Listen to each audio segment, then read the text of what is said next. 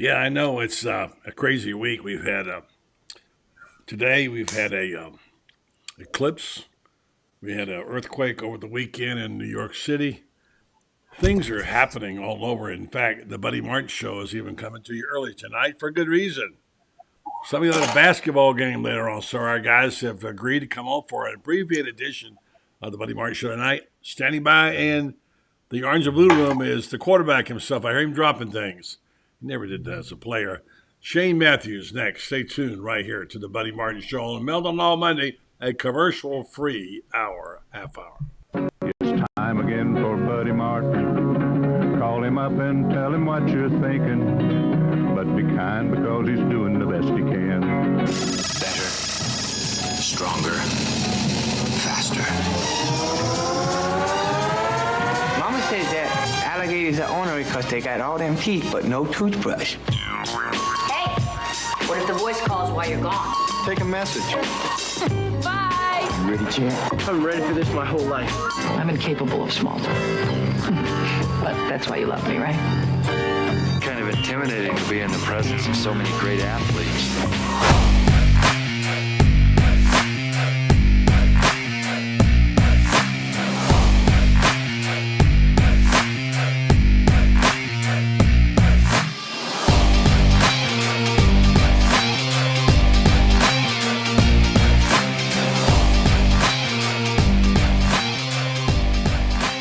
Hey, welcome to a Eclipse Monday, and I hear things dropping in the background. Hopefully Shane doesn't get blinded by anything. Let's go find the QB in the orange and blue room. Good morning, good afternoon, and welcome to the program again. Shane Matthews, how you doing, buddy? What's going on, buddy? Are you an Eclipse fan? No. No. I mean, I think it's great and all that. I guess, some people get into it, but, you hear these stories of people driving 20, 30 hours to go witness it. Yeah. I mean, if that's their thing, good for them. I mean, I don't get into it at all. I got a feeling that I knew you'd say that, but let me show you one here. I've got a relative who's there, and he's a man of who's well known in these parts. He's a sheriff of Bay County, and he went to Dallas, flew out there today. He just sent back this picture here. There it is. That's a total eclipse right there, and. I think it's cool and everything, but I don't know if I would travel to go do it. I don't know that I would either, but he just got up one morning and decided he was going to do it, and he's in Dallas today. So, whatever. I read something where one person had seen 21 of them. I don't know, but anyway, that's what it's crazy week. Eclipses, all kinds of crazy things going on with the earthquakes, what have you, and of course we had college basketball like we've never seen it. Shane, tell me right now, did you get kind of a little bit blurry-eyed watching basketball these last couple of days? No, I never do. The Final Four. I mean, you got the two best teams playing tonight for the national title. They've been the two best teams all year long. The women's game, I didn't get to see any of it yesterday. Oh, my gosh. Just kind of following it on my phone. But, I watched some of it Friday night, or was it? Yeah, it was Friday night. And it was a heck of a game between Iowa and UConn for sure. Mm-hmm. Yeah, I mean, I openly rooted for Iowa. Most people in my house did. There were 14.5 million people watching that game, or 14.8, I forget which one. And a lot of people, and somehow Caitlin Clark got everybody involved in basketball again. And you said it all along, she's the best basketball player you've ever seen. She just looked exhausted at the end. By the way, hats off to Dawn Staley, who went undefeated and won the national championship. So it was an amazing job by them. And I thought Iowa might blow them out after that first quarter. Yeah, Iowa was a great story, and obviously what Caitlin did for the game of women's basketball is unbelievable. But talent-wise, those two teams are like night and day. Yeah, I mean, in terms of no question about it. I thought you had a team that I love the way Iowa plays, the Iowa game, the passing game, and the effort they give forth. But when you talk about a 6'7" woman like South Carolina had, who could really play the game with a soft touch, I don't know how you stop someone, and they didn't. But it was a game effort. It was a wonderful basketball, and I'm still trying to figure out why we fell so in love with it. I'm not sure exactly why. Mainly because of Caitlin Clark. That's the only reason.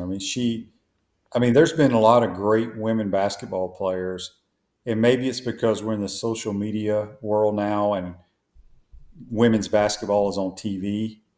Because there's been some really good players over the years, but to me, nobody has captured the audience like her because of her style of play. Mm-hmm. And I think also the fact that the women seem to have a certain loyalty or something. They seem like, I don't know what it is, they're more trustworthy. They play more of a team game. There's something about the whole thing. It's not just women's basketball. I think that there was made a statement about what people want to see, and they're sick and tired of seeing, these athletes move back and forth, place to place. And I know it's part of the game, and I understand it's part of the commerce. But I think that you can fall for someone like Caitlin Clark and really, really, and actually see, you can see the value, intrinsic value there that you get from watching them play. That you'd like to think, Shane, you taught some of your players when you coached. Yeah, I mean, she's on a different level. Her basketball IQ is off the chart. I mean, you saw that Friday night at the end of the game with the things she did. So, I mean, she had a tremendous career. She probably got a lot of young girls interested in playing the sport. Mm-hmm, no doubt. And so it's a great story, and I'm sure people will follow her. She'll bring more fans to the WNBA. Yeah, no doubt about it. Speaking of stories, we got a big one brewing right now on this commercial-free half hour. Calipari going to Arkansas, possibly. Looks like it's going to happen. And lots of names being mentioned as a successor at Kentucky, and some familiar ones to us. Yeah, it's. I believe it's a done deal, buddy. It sounds like it, doesn't it? Yeah, he's good friends with. I don't know if it's the president of Tyson Chicken. Yeah. So yeah, they're going to give him a lot of money. He'll have a lot of NIL money.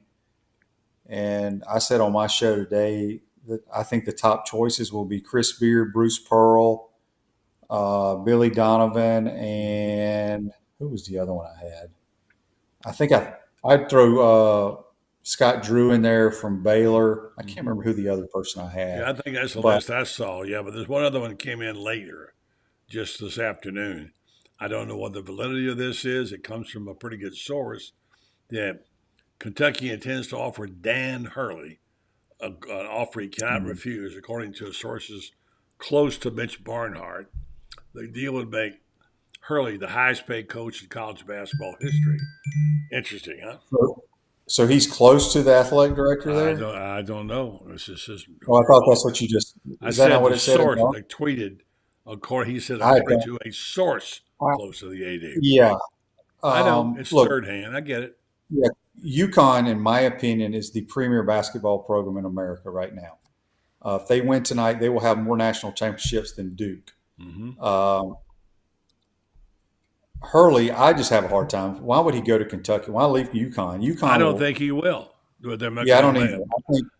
I think they'll up the ante, pay him whatever to keep him at UConn. I don't see him going there. He may be trying to leverage. You never know what to think of it, but boy, what a basketball team he's got. All right, let's break it down. I mean, Edey had a huge night. He was a force. Almost nobody gives Purdue a chance against UConn. What's your take on it?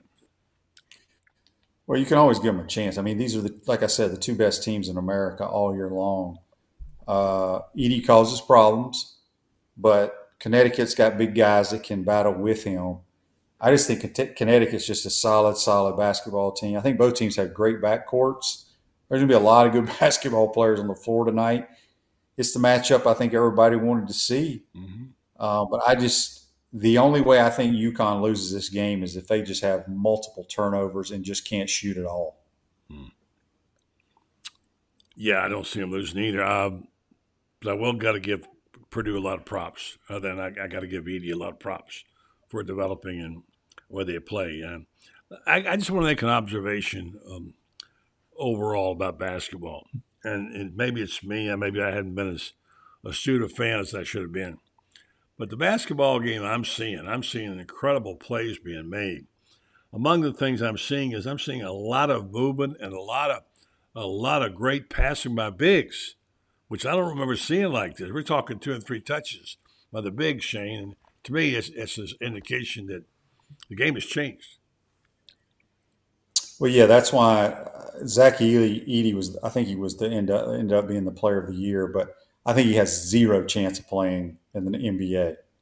He is Well, not I hear athletic enough. people say that, but I don't see how he can play in that league because the bigs in that league, the 7-footers. I they're know more he's 7 physical. foot. I know they're more physical.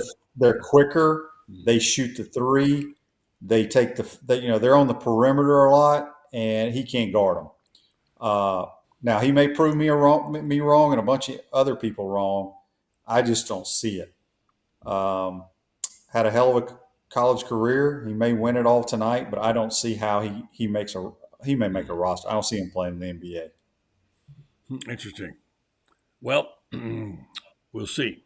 I hope maybe what happens in women's basketball, as we all talked about, is that Caitlin and her compadres, due to the women's game, what Magic and Bird did to the NBA when they all went up there, it made it irrelevant all of a sudden.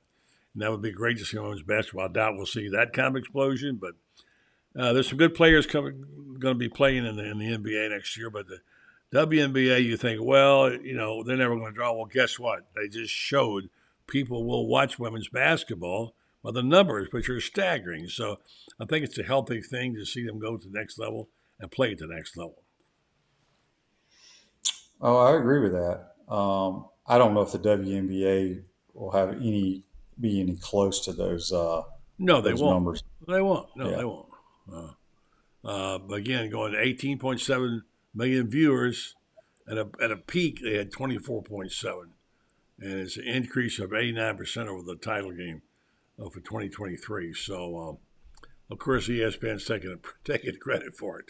They've done little or nothing in that regard. So, yeah. So, in basketball news, otherwise, talking about Cal, talking about the Gators, the news is out that apparently Walter Clayton has declared for the NBA for the draft but will maintain his college eligibility option to come back to play for Florida only. I don't know about that rule, but you know a guy who does know about it is this guy right here, Franz Beard.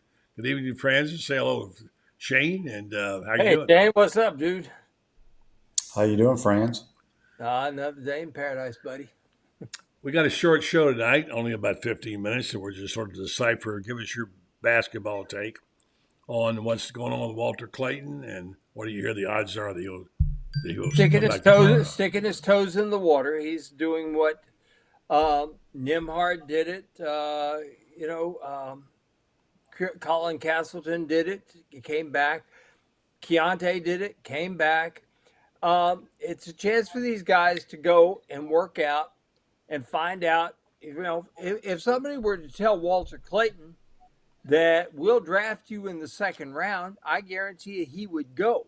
He's not going to get that kind of grade, though, because he's got to work on his defense. He has to work on his ball handling. No question, he's got NBA shooting, but it takes more than just being a shooter for that to happen. So he'll be back, but he's doing the smart thing. He's going to go talk to these people, find out what he needs to improve on from them, and then he's going to be able to come back here and play his senior year at Florida. The NIL money he's making is going to be more than what he would make in the G League. So he will be back. He's just sticking his toes in the water like a lot of Gators have done in the past. Okay, I want to get this out because it's a short version of the show. We're going to be off the air in a minute, and I want to be sure and get this in. I got some football questions for both of you, too.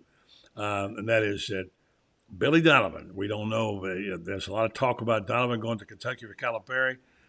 Is that real? And what do you hear, Shane? And what do you hear, Franz?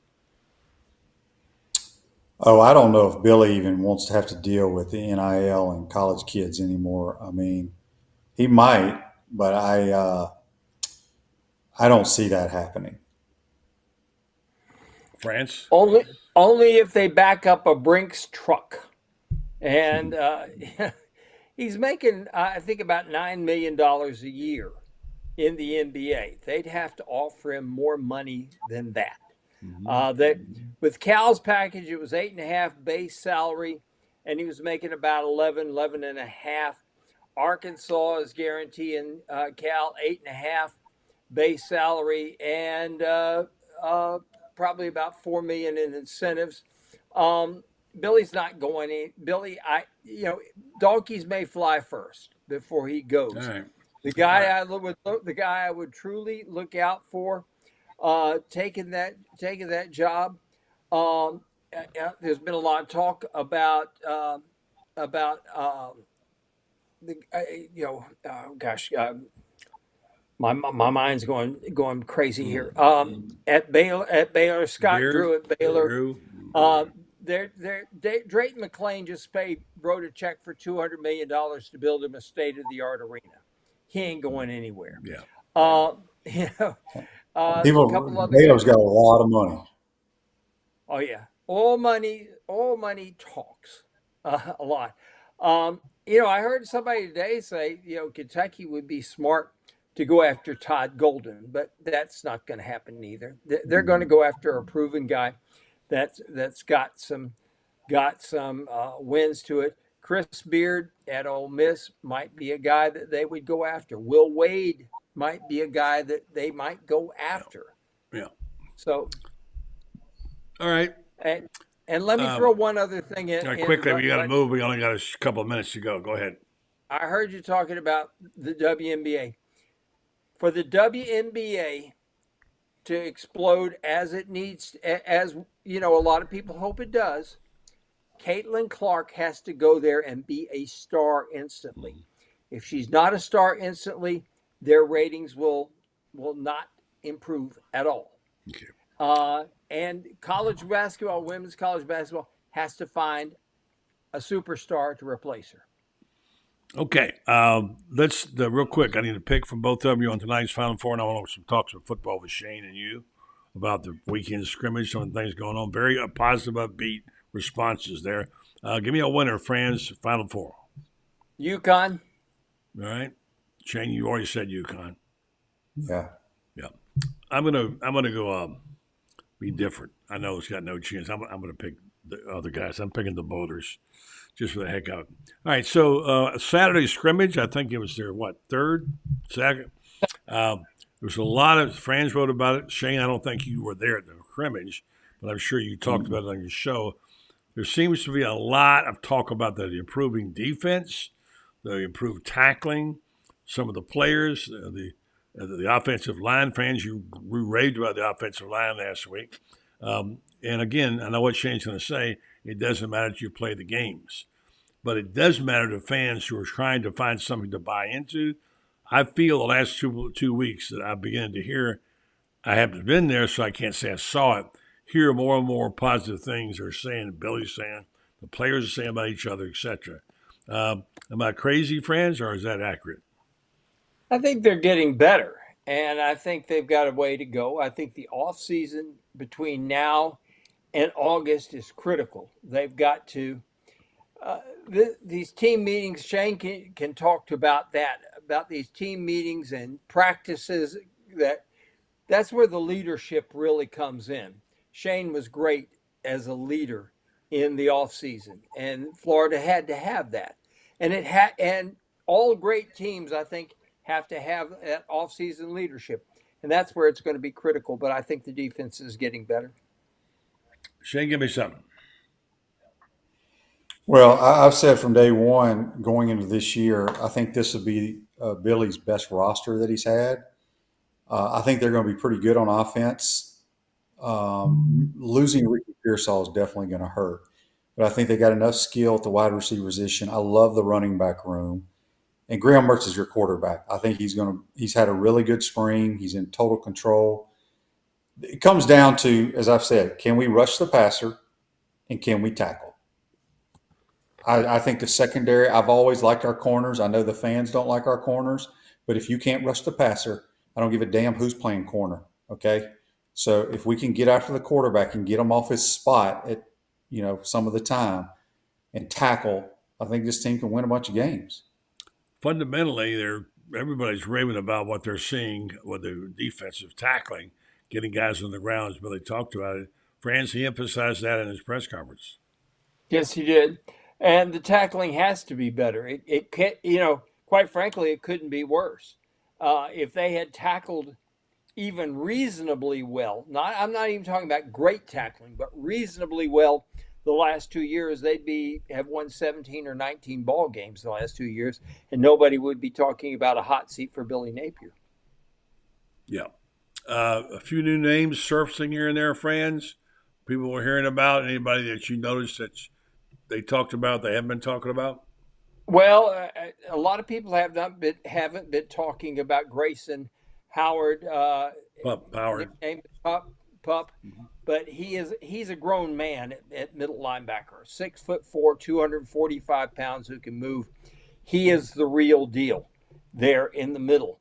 DJ Douglas, people in New Orleans who were Tulane people say that is the biggest loss for Tulane off that team last year that won 11 ball games, was losing this guy. They say this guy is an over-the-top guy that is a ball hawk who hurts people when he hits them. And Shane, as you know, having that guy in at safety who hits and hurts is a very, very big deal. Shane, have you heard about Pup Howard? If you have, what have you heard? And he's a name we're hearing more and more. I think you get Shamar James back. I don't know when he's going to be 100%. Very athletic linebacker, but yeah, Pup Howard. We wanted him coming out of whatever high school he came out of, Jacksonville. Good player. The coaches really like him, and then I think Miles Graham. I know he's out for the spring, but I think he is one of the best, if not the best, high school football player I've ever seen in person. So, they got some pieces there to help out. You just got to go play and win games. It's that simple. We've talked about this a lot on the show, and we'll talk about it all summer. The schedule sets up nicely the first half, possibly, to go into the back half with a chance to win a game or two and make a mark. I noticed you can win them all. Win them all. National media is starting to pick up on this now. I've seen two different people, three of them say, well, they could be 5-1 going into the second half. And that confidence does build. Shane, you can speak to this in 1990. You guys knew you had a good team. You didn't know how good. But beating Alabama like you did and the confidence built, next thing you know, you guys realized you had a championship caliber team. That's what happens when you start winning games, right, Shane? Yeah, it all comes down to, I think this team believes in one another. I think I read a quote Graham Mertz said, they're not there to prove the Buddy Martins, the media, wrong. They're there to prove each other what they can do. And look, everybody's been bitching for years, and I say this on my show, it seems like every day, about the Gators having the cupcakes coming in, the fans bitch and complain. Well, now you got a schedule there that's supposedly the hardest in the history of college football. Embrace it. I can promise you that the players that are working out on a daily basis in spring ball right now, they'll take a little break and then they'll start getting ready in the summer. They ain't going into the season think they're going to lose a bunch of games. Mm-hmm. And if you look at the schedule, I think the Gators will be favored in Vegas in the first 5 games. Really?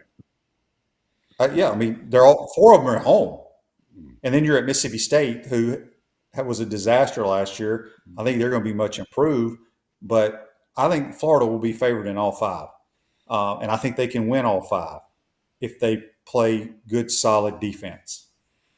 I've seen teams like this do that. I thought the 1960 Graves team who did that. They ended up winning 9 games. I saw the Super Softs in '69, same thing. some of the best games and seasons they've had have come on years when they were not favored. Is what we got used to, you being favored of the Spurrier all the time, whatever. But it's always a sweet season when you go and get picked 6-7 or 6-6, and you win 9 or 8, and now you've arrived. France, you saw those teams. Some of those teams back in the day that were not picked to do well. Those are some of the best years. They didn't win championships until Shane got there, but it was some good, fun years when teams unexpectedly won a bunch of games. Well, I look back at the 1980 Gators. They came off an 0-10-1 and end up winning 8 ball games. Tremendous turnaround team that nobody expected to do well. Low expectations sometimes are a really good thing particularly for a young ball club. And this is a young team, even though they've got more experience than they've had. It's still young experience altogether if you go top to bottom of the roster. And these guys haven't had a lot of hype and stuff like that. Sometimes you get these young guys, and the first thing they want to do is they start thinking, "Holy cow, we must be good." Look what they're saying at Lindy's and Athlon. We must be good. Sometimes when you come in there and people are saying this is a 6-6 team, teams get a chip on their shoulder and they win a bunch of ball games. Yes, it does happen. It does happen for sure.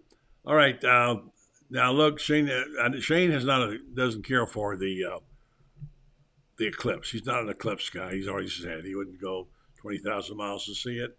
I'm not really either, but France, where do you stand on the Eclipse? Are you interested in it? Do you follow it? You read the stars? What's the deal? Well, my family, we were in right at an eclipse that happened, and we were at Flint River State Park in 1963, and there was a violent storm afterward. The whole sky got dark. The temperature went way down, and of course, things like that happen in August when you've got more heat. Right now, you're not going to have the violent storms that you have because of the time of the year that it's happening. But they're phenomenal things that happen after these things. And today I was driving back from Tampa, and in Ocala at 3:02, it was supposed to be 66.1% of the sun was supposed to be blocked. Looked like just an overcast day for about 2 minutes, and then the sun came back out. Well, you think Billy's a big fan of the eclipse? I don't know. Well, I don't know that Billy Napier. I think Billy Napier is so focused on football. I don't know if you asked him about an eclipse. I don't even know that he would know that there had been one or was one in the making or whatever that. He may not even know what one is. He may not. Right, but I can tell you who is a big fan. I have a tweet from him right here. He actually went and saw the eclipse today. This is what he saw. See, Alberta looked at the eclipse, and who was in there? Albert was there. So Alberta and Albert, they like the eclipse, right? That's the way it is. So, guys, enjoy the game tonight and read France on Gator Bait. Shane, listen to Shane's show tomorrow morning. He's got a spectacular guest. I know one at least. That's right. That's me. Thank you, guys. Have a good night. Appreciate it. Enjoy the game. God bless. Take care. All right. Thank you very much. Good night, folks.